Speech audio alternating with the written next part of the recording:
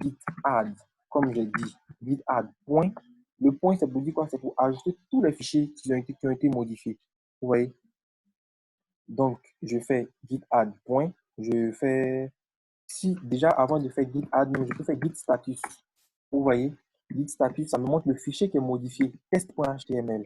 Pour l'instant, il est rouge. Ça veut dire qu'il n'a pas encore été commité. Qu'est-ce que je vais faire? Je vais faire un git add. Je vais ajouter quoi? Je vais ajouter tous les fichiers qui ont été modifiés. Donc, je fais git add point. Lorsque je fais ça, il a ajouté mes fichiers. Regardez maintenant. Quand je fais git status, vous voyez que le test.html est devenu vert. Ça veut dire qu'il a réellement été ajouté. Et une fois que j'ai fini de faire ça, après mon git add point, je fais un git commit -m, ça veut dire le message. Le message, c'est quoi? Je vais dire mon nouveau projet. Ou bien je vais dire ma modification numéro 1. Vous voyez? Et donc, une fois que je finis de faire git commit-m ma modification, c'est un message, je fais entrer. Vous allez voir qu'il a un fichier qui a été changé avec une insertion. Et comme j'ai dit tout à l'heure, chaque commit est identifié par une clé SHA, une clé cryptée qui va permettre de cacher les informations de notre commit pour nous permettre de pouvoir nous retourner dans le futur. Vous voyez? Donc, voici un peu la clé SHA qui est là. Une fois que j'ai fini de faire le git commit, je fais un git push directement. Il faut maintenant faire ça. Il faut faire ça. Je push, je copie ça. Et puis, je colle ici. On va, voilà. Et puis, ça va nous permettre en fait de pouvoir recevoir les fichiers sur la branche master. Comme j'ai dit tout à l'heure, il n'est vraiment pas trop bien travaillé sur la branche master. Voilà, donc je crois que normalement, tout a été poussé sur la branche. Donc, quand je viens sur mon répertoire ici et que j'actualise, vous voyez, test.html est venu ici. Ma modif numéro 1 avec la clé SHA qui est ici. Vous voyez? Donc, c'est pas assez stressé, c'est très intéressant. Si vous voulez regarder, je reviens dans mon code. C'était nano test.html. Comme ça, vous voyez, un hello world. Qu'est-ce que je vais faire? Je vais ajouter un point virgule à la fin, par exemple, et puis j'enregistre ça. Vous voyez, une fois que j'enregistre, je vais faire un git status encore. Je me dis, ah, test.html a été modifié. Qu'est-ce que je fais? Je fais un git add point. Une fois que c'est fait, je fais un git commit-m pour dire ma deuxième modification. Et puis j'envoie. Attention, j'ai oublié le git. C'est plutôt git commit. Voilà, -m, ma deuxième modification. Et puis j'envoie. Une fois que j'ai fini ça, je fais git push. Après le git, ça va publier ça sur mon répertoire GitHub directement. Voilà, je reviens ici, j'actualise. Voilà, vous voyez, ma deuxième diff a été postée à 14 secondes. Et donc, j'ai deux commits maintenant. Si je fais ça, je clique sur mes commits, vous voyez, j'ai une première modification et j'ai une deuxième modification. Et vous voyez, chaque modification a une clé SHA. Vous voyez, ça me permet vraiment de pouvoir travailler rapidement. Vous voyez, de pouvoir travailler. Donc, directement, mon collaborateur peut avoir accès à mon code et savoir ce que je viens de faire directement ici. Voilà. Donc, vous voyez un peu, c'est ce qui s'est passé tout à l'heure. C'est pas assez sorcier, c'est vraiment très bon pour travailler. Il y a aussi la commande gitlog qui va me permettre de voir tous les commits qui ont été faits sur mon répertoire. Vous voyez, quand je fais gitlog, on me dit que Oracle Revolution, non, on me dit qui, Asia, il a fait ça quand et quel commit il a poussé et la clé du commit. Vous voyez, donc si ma version précédente marchait et que cette version-là ne marche plus, qu'est-ce que je fais? Je me retourne directement vers cette version-là pour ne pas me fatiguer. C'est-à-dire qu'au lieu de venir passer CTRL Z pour se retourner, je me retourne carrément vers ça parce que ça, c'est la première modification. Ça, c'est la deuxième modification. Qu'est-ce que je fais? Je prends cette clé-là. Vous voyez, cette clé qui est là, je vais la copier parce que c'est la clé du précédent commit. Je la copie ici. Et qu'est-ce que je fais? Je viens dans mon terminal, puis je fais git check out et puis je mets le numéro du commit. Vous voyez? Et lorsque je fais boum, ça va me ramener. Regardez, maintenant je fais nano test.html. Regardez, mon point virgule a disparu. Donc ça veut dire que je viens de me retourner sur ma première version sans avoir fait de CTRL Z dans mon code, avoir des trucs. Donc je viens de faire une version Et je vois que tout à l'heure, là, après le prochain commit, il y a eu un problème. Sans me fatiguer, je fais un git checkout. Je me retourne carrément vers l'ancienne version sans problème. Voilà. Donc, voici un peu comment Git va fonctionner.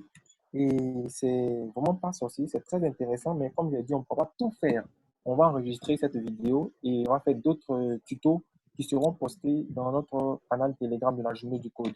Donc, si vous avez des questions, vous allez ouvrir vos micros et puis vous allez poser les questions. On va répondre sans problème. Voilà.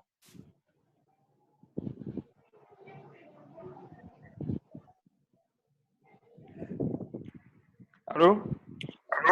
Oui, allô? Déjà, merci pour cette présentation. Ouais, de rien à toi aussi. Bon, la question que peut-être que je n'ai pas suivi. Comment est-ce qu'on D'accord. installe? Comment on installe Git?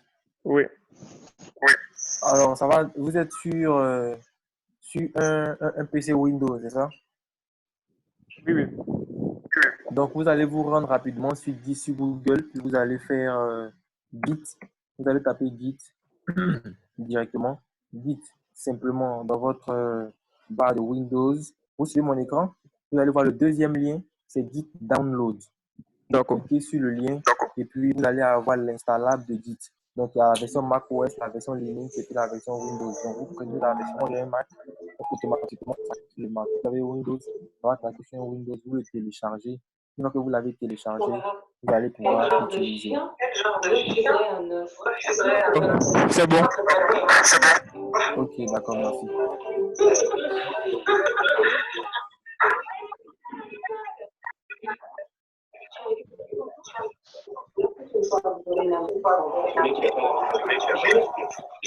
Allô?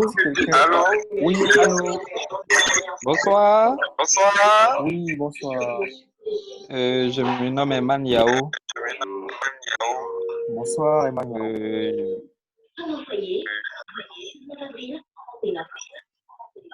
J'ai pas commencé la vidéo avec vous, un peu en D'accord. retard.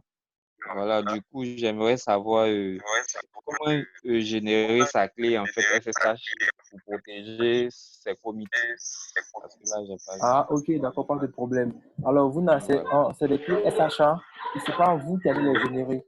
C'est Git qui va les générer directement. Vous voyez? C'est D'accord. Git qui va les générer directement.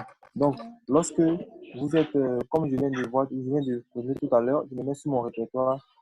Tu as vu le premier commit que j'ai fait là? Oui, oui. Automatiquement, Git a généré cette clé qui est devant toi là. BF21 et tout ça et tout, tu vois? Et Ok. lorsque je fais une deuxième modification, il génère encore une deuxième clé SHA. Voilà. Donc, ce n'est pas à vous de générer. Lorsque vous faites un commit, lui-même, il génère ça directement pour que vous puissiez mieux vous retrouver sur le commit. D'accord. Ok. Mais habituellement, lorsqu'on fait, c'est-à-dire il faut rendre ses commits privés, c'est tout quoi. C'est-à-dire quand tu fais ça privé, lui il génère les clés directement pour toi. Non, t'as pas obligé de faire quelque chose privé ou pas. Lui-même, il génère ça. Ok. Parce qu'habituellement, quand je fais mes commits, c'est public en fait sur mon Git. Du coup, Oui, je me demande comment. Voilà. Mais est-ce que, je sais pas, mais je vois pas de clé SSH sur mes commits aussi habituellement quand je fais mes SHA. commits. De clé SSHA, pardon. SHA. Voilà. Oui, Alors, SHA, pardon. sûrement que tu fais pas tellement attention. Tu fais pas tellement Ok. attention. Sinon, regarde, je me positionne sur mon répertoire. Tu vois, c'est mon répertoire qui est là. Mhm. Normalement, il me dit que j'ai fait mon dernier commit il y a 6 minutes. Tu vois là? Oui, oui. Ouais. Et juste avant ça, il y a une clé SHA qui est là. Tu vois? Voilà. Donc, Bon, dès que tu fais un commit, dès que tu fais pas attention, mais dès que tu fais un commit, lui-même, il génère ça pour toi. Tu peux venir en haut ici où c'est écrit deux commits. Tu cliques sur les deux commits d'accord. là. Voici la liste de tous tes commits avec les clés SHA devant, sans problème. Et quand tu cliques sur le code qui est devant ici, il va te dire quelle ligne a été ajoutée et tout ça et tout, sans problème aussi. Ok. Maintenant, j'ai une deuxième question. Ok, sans problème, allons-y. Vous travaillez en collaboration, tu as une équipe. comment Oui, quelqu'un d'autre peut intervenir sur, par exemple, ton guide, vous pouvez échanger des codes sources, par exemple. exactement. Donc, on vient de créer un projet qui s'appelle Test Guide J2 Code, c'est ça? Alors, Ouais, si c'est toi qui viens de créer le projet, c'est toi qui veux avoir des collaborateurs. Donc, tu viens là dans les settings, les paramètres. Tu ok. viens là dans les settings et puis tu vas voir dans le menu de gauche là, euh, Manage Access. Mhm.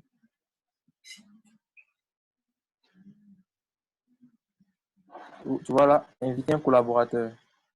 Et Ok. puis je clique là-dessus et tu me donnes ton username de Git Mhm.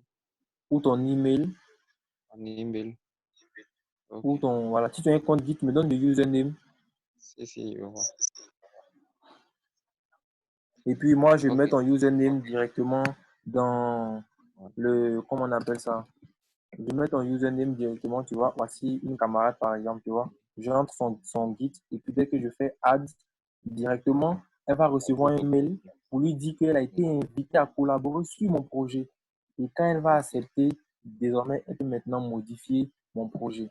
Mais qu'est-ce que je vais faire? Je ne vais pas la laisser modifier sur la branche master directement. Ouais. Comme j'ai dit tout à l'heure, Voilà. évitons de travailler sur la branche master. Travaillons sur les branches. Donc, vous voyez ici, c'est écrit master.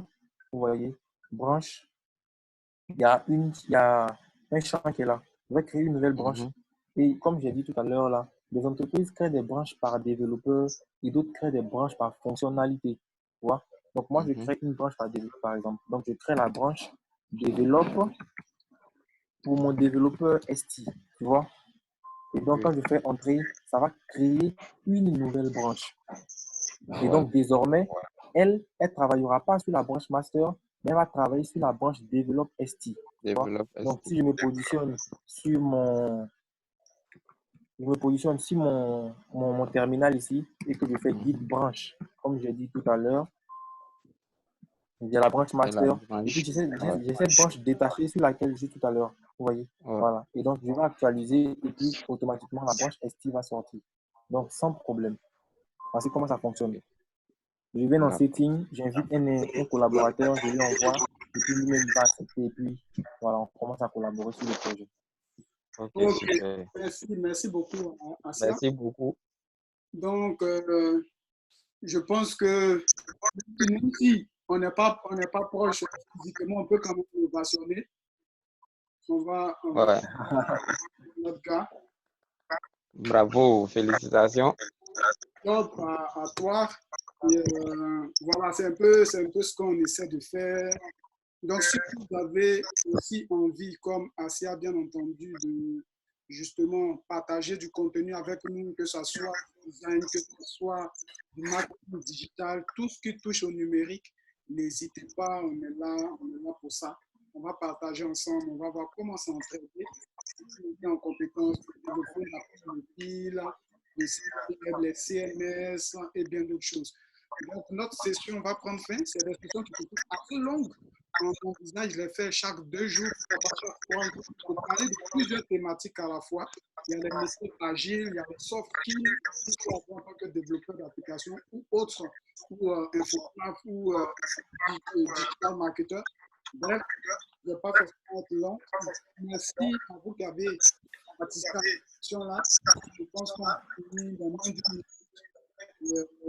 Voilà. Voilà, on continue les échanges dans le groupe Telegram. On va programmer une autre session avec notre formateur.